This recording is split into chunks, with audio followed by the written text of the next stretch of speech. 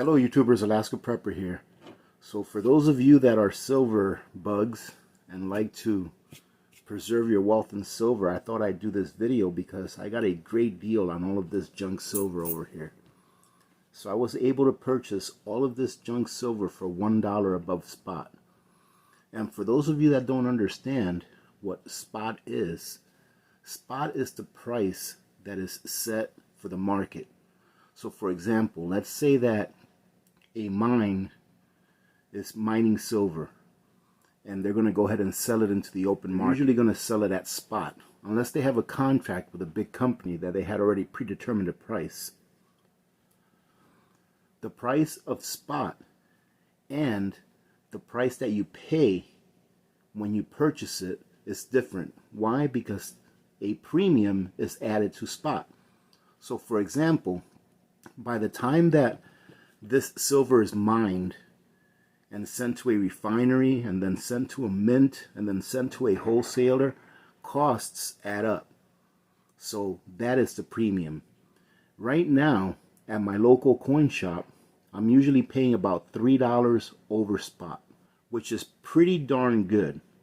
And that's for like a generic coin or for junk silver like this. So $3 over spot is actually pretty good. However, I was able to find someone, or I came across someone that was going to sell all of this junk to the coin shop. And when you sell back to a coin shop, usually if you are really lucky, you can get spot for what you're selling back. You see, because the coin shop is a business and they have to make a profit as well.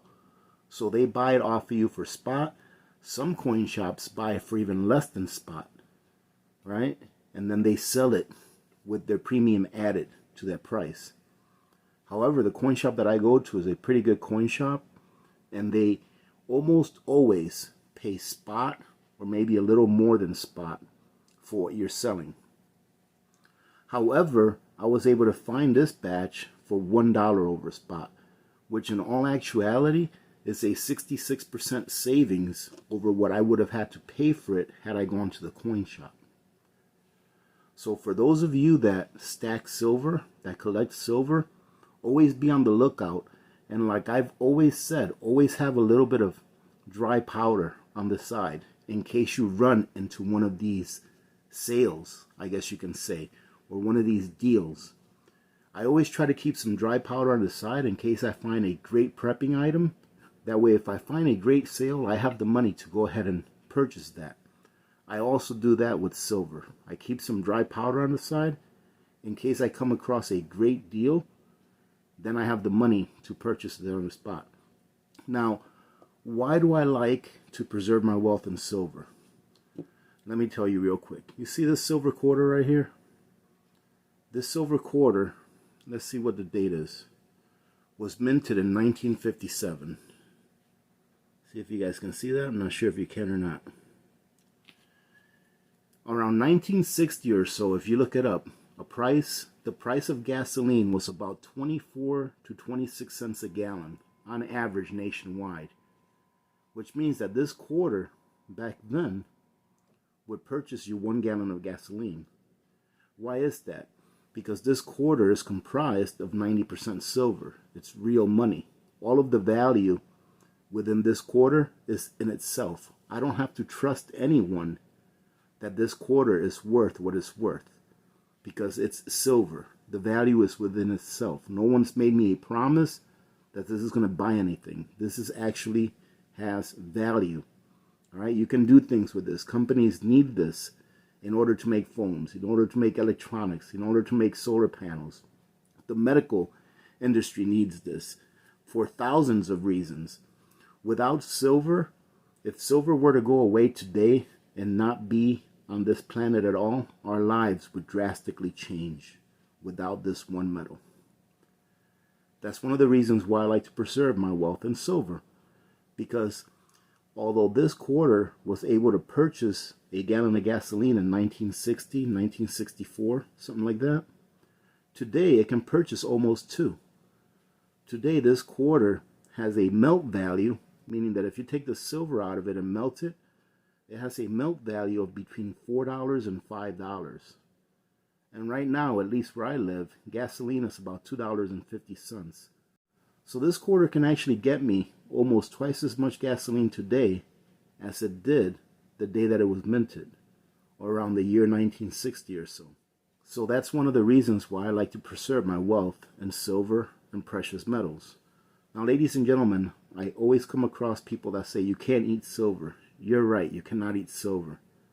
But I can take this silver coin to the shop right now, get around $5 for it, and go buy 2 gallons of gas. That's the intent behind storing your wealth in silver, is that inflation will not take away the wealth that you have in it. I'm not sure if you remember me doing a video a while back about how wealth is stolen from you when I showed you 5 or 6 $20 bills. Well, this quarter right here has minutes of my time. It has minutes of my wealth, my labor in it. Those minutes of my time, of my life, are not going to be taken away by the forces of inflation. I'm going to be able to keep the same purchasing power with this quarter that I put into it today. I'll be able to keep it as the years go forward. Now, I wanted to show you a couple of things about silver, or at least these silver coins right here, that lets you know that it's real silver. Some of the times when I get silver like this, I check it myself. One of the tricks that I like to use is whoever I'm buying it from, I ask them if they're okay with going to the local coin shop with me, so that my guy over there, Jerry, can check them out and confirm that they're real silver. However, these coins, although they can be replicated and faked, people usually don't waste their time replicating and faking these coins. I think they're starting to now, in some Asian countries. But they usually won't use up their time, because this quarter right here, this dollar right here, right, there is a dollar coin. It's beautiful, isn't it? It was minted in 1923. And this itself is worth well above spot. Right, so I got a great deal.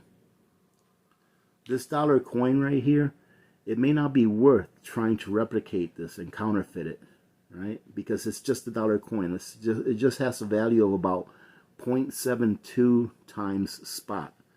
Right? So if you take about 72% melt value and multiply it times the spot price, this is about how much this is worth. So someone's not going to go through the trouble of trying to make these just to make a couple of dollars. So when I get one of these, in order to determine whether it's real or not, of course you look at the date and you make sure that it's before 1965. So 1964 and prior, you're looking at 90% silver. It just happens that all of these coins here are all 1964 and prior. They did make some Kennedy half dollars between 65 or between 64 and 69 that were 40% silver. But this one right here, you can see is 64.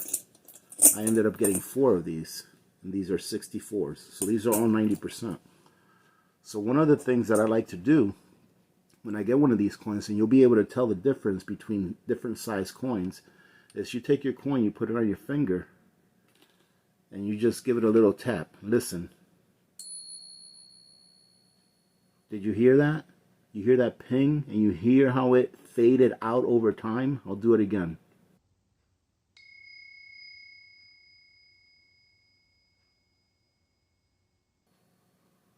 This tells me, just by doing that, there's a pretty good chance that this is silver. Another thing that I like to do is I like to take 2 silver coins and clank them together. You hear that clank? It's a dull clank. Just that right there lets me know that these coins are silver. Right? Another thing you can do is you can actually get an acid test and put a drip on it, and if it turns a certain color, it lets you know that it's fake. However, it does damage the surface of the coin just a bit.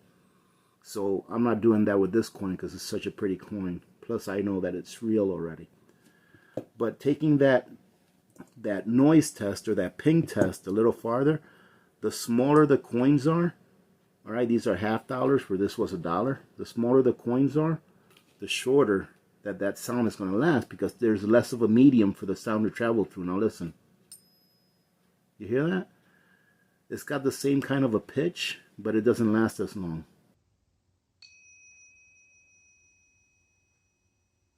Is that cool or what? Now you go ahead and take it to a quarter.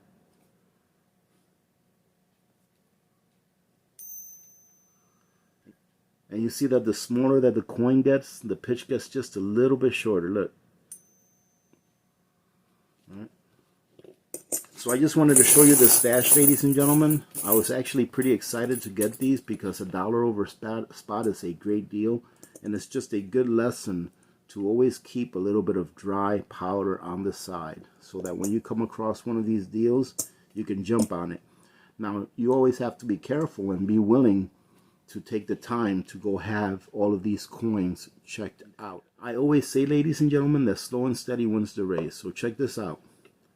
If all you can afford is to go to a coin shop once a payday and get one of these, I think these go for about $2 nowadays, roughly.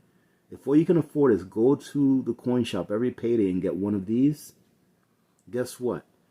In a year, you'll have anywhere between 26 to 52 of these dimes, depending on whether you get paid weekly or every other week. If you can afford it, get one of these just once a payday. And this is a great way for you to have an item that in the future may be barterable for goods, or an item that you can just have for savings, that you can have savings put away in a medium of exchange that is not currently as easily converted into goods as the fiat currency is. But I know that I can take this and convert it into fiat currency so that I can buy those goods that I am in need of.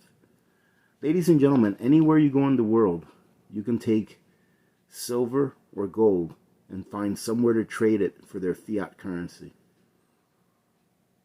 Anywhere you go in the world, this is recognizable worldwide. And there are some countries where the name of money is silver. For example, if you go to Mexico, if you're talking about money, then you're talking about plata. Right? Plata in Spanish is silver. But in Mexico, from what I understand, in Mexico, they refer to money as being plata. Right? So, just wanted to show you guys my little stash that I got. I think it was a great deal. I'm going to go ahead and get these things, bag them up, catalog them, and then I'm going to go to my 2,000 acres and bury it. Alright, ladies and gentlemen, thank you very much for joining in. I hope you learned a little something, at least about spot price. Remember that spot price is the price that the market sets, and the actual price that you're going to pay for your silver or your precious metals is going to be the spot price, including the premium. So whenever you're buying your precious metals in any form, make sure that you pay as low a premium as possible. Because, take this for example, let's say right now that the spot price of silver, let's say, is $27. And if I'm paying $3 premium for it, it's going to be $30 for 1 ounce of silver, right? Roughly $30 for 1 ounce of silver. Well, before I can realize any gains from that silver, the spot price has to go to above $30, above what I paid for it, in order for me to realize any gains. So when you initially purchase any precious metals, you're already really, if you think about it, at a loss monetarily, right? Nominally, you're at a loss. I feel you're at a gain because in the end, precious metals, I feel, will greatly increase in nominal price. I can't say that they will increase in value because the value is 100% within them. But they will greatly increase in nominal price, keeping up with inflation. Just think about it. If you all remember around March, April, prices were not as much as they are right now. Prices have really increased this year. If you take the beginning of this year to today, prices of stuff have really increased. I don't know if you've seen the price of lumber lately. You know, the price of meat, the price of beans went up. You know, I can barely even find any beans in the commissary. They barely have any. But the price of beans at Costco went up by like 50% this year. right? But a lot of things have gone up. Well, guess what also has gone up? Silver has gone up as well. What a lot of people don't understand when they look at the price of silver is that they're not looking at the price of silver or gold. They're looking at the price of the dollar. They're looking at how much the dollar went up or went out that day, right? Just think about it. If this were a can of beans, and this can of beans had 1,600 calories in it, I'm just making up a number. But let's say this were a can of beans, and the can of beans has 1,600 calories in it. No matter how much that can of beans is worth in nominal dollars, it still has 1,600 calories. Why? Because the value of the beans is within itself. The change in price of the beans is because of the dollar, the value of the dollar going up or down. All right? So this will never change in value. And I feel that the value of this, of silver and gold and other precious metals, over time will greatly increase in nominal terms, because the value of the dollar and all other fiat currencies is only going down. All right, ladies and gentlemen, I'm going to go ahead and cut it at that.